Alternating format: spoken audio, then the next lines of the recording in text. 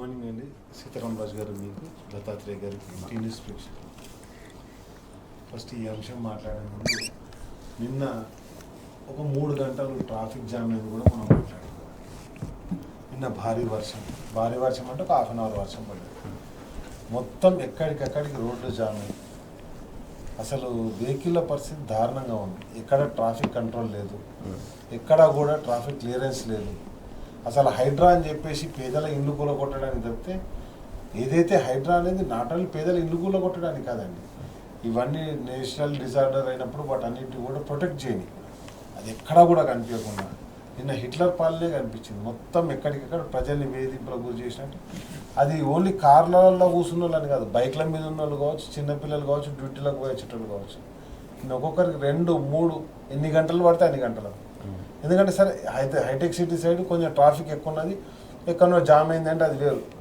Hitech City side Tank Bund మొత్తం jam, లో tank bund జాము, ఉప్పల్ దాకా జామ్. కాబట్టి ఎక్కడికక్కడ ట్రాఫిక్ జామ్ అయింది. చాలా ప్రజలైతే చాలా అష్ట కష్టాలకు గురైనటువంటి పరిస్థితి. ప్రభుత్వం వెంటనే ఇప్పటికేనంటే ఎట్లయినా కాంగ్రెస్ పార్టీ చర్యలు తీసుకోదు, కనీసం అధికారులన్నా తమ డ్యూటీలు తమ నిర్వహించి దయచేసి, అంటే అది మన ఏది జిహెచ్ఎంసీ ఎంప్లాయీస్ కావచ్చు, హైడ్రా ఎంప్లాయీస్ కావచ్చు, లేకపోతే ట్రాఫిక్ పోలీసులు కావచ్చు, వాళ్ళందరినీ కూడా దయచేసి మా విజ్ఞప్తి ఏంటంటే, నిన్న జరిగినటువంటి ఏదైతే అట్లాంటి సిచ్యువేషన్ మళ్ళీ ఫేస్ కాకుండా చూడాలని చెప్పేసి విజ్ఞప్తి చేయగలుగుతాం. అంతకంటే కూడా ఏం చేయలేము మనం. ఎందుకంటే ఇప్పుడు ఏమన్నంటే మేము చేస్తున్నాం అంటారు, కానీ మనం చూస్తున్నాం అక్కడ వెతలు ఎట్లా కనిపిస్తున్నాయి. కాబట్టి ఇవన్నిటిని కూడా కొంచెం సరిదిద్దుకోవాలండి. ఎందుకంటే అసలు వర్షాకాలం స్టార్టే కాలే. వర్షాకాలం జస్ట్ ఒక చిన్న వర్షానికి నిన్న జరిగినటువంటి స్థితి. అండ్ నెక్స్ట్ వచ్చేసి ఎక్కడికక్కడ డ్రైన్స్ మొత్తం నిండిపోయినాయండి. మొత్తం నాళాలన్నీ ఎక్కడ కూడా క్లీన్ చేయాలి.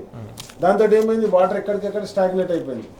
కాబట్టి ఇవన్నీ కూడా క్లియర్ చేయాలని చెప్పేసి ప్రభుత్వానికి విజ్ఞప్తి చేస్తున్నాం. లేకపోతే దీనికి కూడా ప్రజా పోరాటాన్ని ఎన్నుకోవడానికి బీఆర్ఎస్ పార్టీ సిద్ధమైందని కూడా హెచ్చరిక కూడా జారీ చేస్తుంది. అన్ని ఒక అంశాలు అయితే ఈరోజు కాంగ్రెస్ అంతర్గత విషయాల్లో మనం తీసుకుంటే, అసలు ఈ రాష్ట్రంలో కేసు పెట్టిరని, ఈ రాష్ట్రంలో ఉన్నది కాంగ్రెస్ పార్టీ ఉన్నప్పుడు కాంగ్రెస్ పార్టీ కేసులు ఆమె మీద ఒకదాన్ని ఎట్లా బుక్ అయినా, మరి సీఎం మీద ఎందుకు బుక్ కాలే? ఏం జరిగిందంటే, రెగ్యులర్గా మీనాక్షి దగ్గర నుంచి వెళ్ళి ఒక రిపోర్ట్ తీసుకుంటుంది. మొన్న ప్రధానమంత్రి డైరెక్ట్గా డయాస్ మీద మన ఇద్దరం కలిసి పనిచేద్దామని చెప్పడం, లేకపోతే గతంలో బీజేపీ తోటి అంటగా బీజేపీ ఎంపీకి గతంలో కేటీఆర్ గారు చెప్పారు చూసారా, వితౌట్ టెండరు ఫ్యూచర్ సిటీలో ఒక 2,000 కోట్ల రూపాయల రోడ్ డైరెక్ట్ ఇచ్చేసారని చెప్పేసి. అంటే అట్లాంటి వీటన్నిటితో పాటు మొన్న ఏది బండి సంజయ్ గారి కొడుకు ఎపిసోడ్ కావచ్చు, దీంట్లో ఈ ముఖ్యమంత్రి చేసినటువంటి దాఖలాలు ఇవన్నీ కూడా కలిపి ఒక రిపోర్ట్ వెళ్ళడం జరిగింది. ఈ లోపల మనం చూసాం, ఒక టీవీ ఛానల్, ఎస్పెషల్గా కాంగ్రెస్ పార్టీకి సంబంధించినటువంటి ఛానల్ మొత్తం కూడా ఏది మహేష్ కుమార్ గౌడ్ మీద కూడా ఇదే రకమైనటువంటి కథనాలు వండి వార్చడం జరిగింది.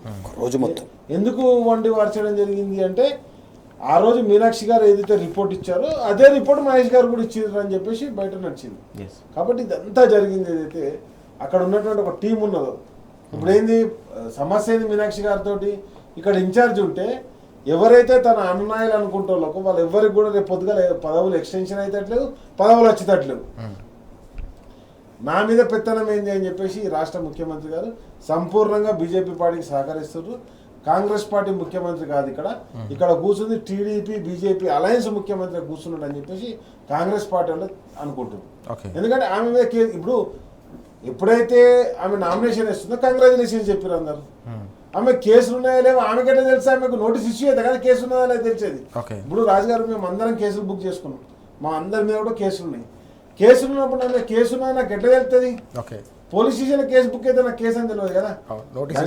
నోటీస్ ఇవ్వాలి, నేను దానికి అటెండ్ కావాలి, అప్పుడు కదా నాకు తెలిసేది.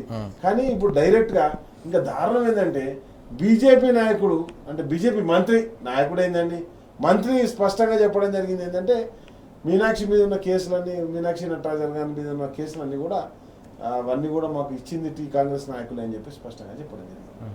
అంటే ఇక్కడ కాంగ్రెస్ పార్టీని ఎవరో కాదు, కాంగ్రెస్ పార్టీలో కొత్తగా చేరినాడు, పాత కాంగ్రెస్ కాదు, మొత్తం కూడా టీడీపీ కాంగ్రెస్. ఈరోజు ఈ టీడీపీ కాంగ్రెస్ ఏం చేస్తుందంటే, ఇదంతా వెన్నుపోటు రాజకీయాలు మనం చూసినాం. తెలంగాణ రాగానే ఓటుకు నోటు లాంటి ఒక కేసులలో పాల్గొనడం. ఈరోజు అదే విధంగా మీనాక్షి గారిని వేరేటోళ్ళని కాదు, కాంగ్రెస్ పార్టీ నాయకులకు వెన్నుపోటు పొడిచాడు. అంతకుముందు కూడా మనం చూసినాం కదా, ఎన్ రామారావుకి వెన్నుపోటు పొడిచి చంద్రబాబు అయ్యిండు, టీడీపీకి వెన్నుపోటు పొడిస్తే రేవంత్ రెడ్డి అయ్యిండు. అంటే ఇక్కడ ఉన్నటువంటి మొత్తం టీడీపీని కూడా ఖతం చేసినటువంటి పరిస్థితి. కాబట్టి మొత్తం కూడా ఈరోజు ఆయన ఏ పార్టీలు ఉంటే ఆ పార్టీని ఖతం చేస్తాడు, మంచిగున్న పార్టీకి వెళ్ళిపోతాడు. కాబట్టి ఈరోజు కూడా అదే నడుస్తుంది. నిజంగా మీనాక్షి గారు సరే ఇక్కడ ఇన్ఛార్జ్ వచ్చారు కావచ్చు, కానీ ఆమె గాంధీవాది, జేఎన్యూ నుంచి ఒక యూనివర్సిటీ విద్యార్థి నాయకురాలుగా ఆమె రాజకీయాల్లో ప్రవేశించారు, ఒకసారి ఎంపీగా పనిచేశారు. అద్భుతమైనటువంటి ఆమె కమిట్మెంట్ కాంగ్రెస్ పార్టీ పట్ల నిబద్ధత ఉన్నది. అదేవిధంగా ఆమె ఆహార్యం కావచ్చు, ఆమె ఉండడం కావచ్చు, అన్నీ కూడా గాంధీవాద పద్ధతిలో ఉంటుందని చెప్తున్నారు. మనం తెలియదు, మీడియాలో చూస్తున్నాం. కానీ ఆమెను కూడా ఖతం చేశారంటే వీళ్ళు ఏముంటుంది చెప్పండి. మొన్ననే చూసినాం కదా, వీళ్ళు గాంధీవాది పార్టీ కాదు ఇప్పుడు కాంగ్రెస్ పార్టీ, హిట్లర్ వారసుల పార్టీ ఇది, నాజీ పార్టీ ఇది. తెలంగాణలో ఉన్నది గాంధీ, ఇది పాత గాంధీ పెట్టినటువంటి, మహాత్మా గాంధీ పెట్టినటువంటి, జవహర్లాల్ నెహ్రూ నడిపించినటువంటి కాంగ్రెస్ పార్టీ కాదు. ఇది కంప్లీట్గా నాజీ పార్టీ. నాజీ పార్టీ అంటే ఎవడు ఎన్ని కష్టాలు చంపేసైనా సరే నేను రాజ్యం సాధిస్తా అని చెప్పేసి ఒక సిద్ధాంతంతో ముందడికి పోతుంది.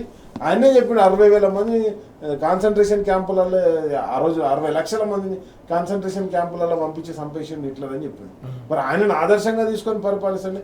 ఎవరైనా చెప్తే అమరులైనటువంటి, నిజంగా కూడా నీకు భారతదేశం మీద ఏమైనా ప్రేమ ఉంటే మహాత్మా గాంధీని ఆదర్శంగా తీసుకుంటా, ఇంకా అంతా లేదు నేను విప్లవ పంతాలో పోతాను కూడా భగత్ సింగ్ను ఆదర్శంగా తీసుకుంటా, రాజ్గురు సుఖదేవ్ని ఆదర్శంగా తీసుకుంటా అని చెప్పాలి. ఈయనకు రాజ్గురు సుఖదేవ్ గురించి తెలియదు, మహాత్మా గాంధీ గురించి అంతకంటే తెలియదు. ఈయనకు తెలిసింది ఏంటంటే ఎవరైతే ఇప్పుడు అది ఏది హిట్లర్ అన్నాడు, రేపు పొద్దుగాల ఇంకెవరిని అంటాడో మనకు అర్థమవుతలేదు. కాబట్టి మొత్తం కూడా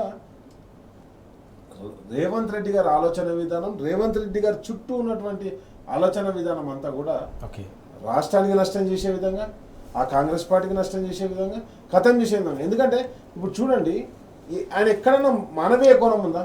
ఇప్పుడు హోంశాఖ మంత్రి ఎవరు? రేవంత్ రెడ్డి. ట్రాఫిక్ జామ్ అయింది, హిట్లర్ కూర్చుంటాడు, నాకు సంబంధం లేదు. అదేవిధంగా వడ్లు కొనాలి, కొంటున్నా, మోడీ కొను అంటాడు. మరి మేము కేసీఆర్ గారు పోయి ఢిల్లీలో పోయి ధర్నా చేసాం, నువ్వు అన్నావు కదా, మోడీ కొనడానికైతే నువ్వెందుకు సీఎం అన్నాడు కదా, మరి ఈయన ఎందుకు చేస్తాను?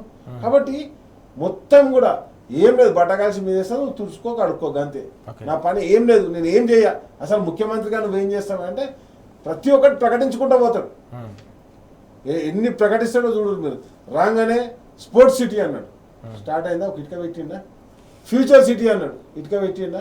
కొడంగల్ లిఫ్ట్ అన్నాడు, మొదలైందా. ఇక నిన్న మళ్ళీ బస్ టర్మినల్, అన్నిటి ఏంటంటే కాన్సన్ట్రేషన్ ఇంటిగ్రేటెడ్ స్కూల్ అంటాడు. అరే ఫండ్ ఎక్కడ ఉన్నది, దాని ఫండ్ పెట్టినావా? ఇందిరా మిల్ అంటాడు, దానికి ఫండింగ్ పెట్టాడు. ఇంకోటి రాజీవ్ యువ వికాసం అంటాడు, దానికి ఫండింగ్ పెట్టాడు. ఇంతవరకు ఒక్కరికి రూపాయి ఇచ్చింది లేదు. అన్నీ ఏంటంటే ప్రకటించాలి, పక్క జరగాలి, ప్రకటించాలి, పక్క జరగాలి. ఇదే పని కంటిన్యూ అవుతుంది. కాంగ్రెస్ పార్టీ మొత్తం కూడా ఒక్క పని కూడా ముందు పోతుంది. ఏం జరుగుతుందా అంటే ఒకటే జరుగుతుంది, వాళ్ళ అన్నదమ్ముల సోదరుల ఆస్తులు పెంచుకుంటుండ్రు. అదేవిధంగా ఇక్కడ ఉన్నటువంటి అద్భుతమైన అవినీతి చేస్తున్నారని మంత్రులు ఒకరి మీద ఒకరు విమర్శించుకుంటారు. మీరు నేను చెప్పడం కాదు, ప్రతి ఒక్క విమర్శ. ఇప్పుడు మీరు చేసిరు, నేను చేసిరు అంటే వేరు.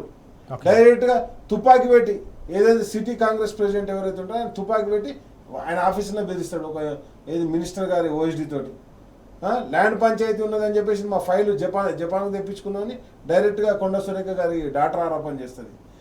జూపల్లి కృష్ణారావు గారు కూర్చొని లిక్కర్ స్టిక్కర్ మీద స్కామ్ నడుస్తుందని చెప్పేసి ఆయన కామెంట్ చేస్తాడు. డైరెక్ట్గా ఒక సీతక్క ఓఎస్డీ ఇసుక లారీలతోటి పట్టుబడతాడు. 9 బ్లాక్లో కొమటిరెడ్డి వెంకటరెడ్డి, అదేవిధంగా మన ఏదైతే ఉన్నాడో బట్టి విక్రమార్క గారు పంచాయతీ ఉంటుంది. ఆ ఢిల్లీ ఏది కాకినాడ పోర్టులో ఉన్నటువంటి బియ్యం గురించి ఉత్తమ్ కుమార్ రెడ్డి ఆవేశపడుతుంటాడు. కాబట్టి ఎక్కడికక్కడ ఎన్ని స్కాములు చేయను, ఎన్ని మోసాలు చేయను, అన్ని మోసాలకు కాంగ్రెస్ పార్టీ సిద్ధమైంది. ఇదంతా కూడా ప్రజలు గమనిస్తున్నారు. పూర్తిగా ప్రజలు ప్రతి పరిణామాన్ని కూడా గమనిస్తున్నారని చెప్పేసి రాకేష్ గారు అంటా ఉన్నారు.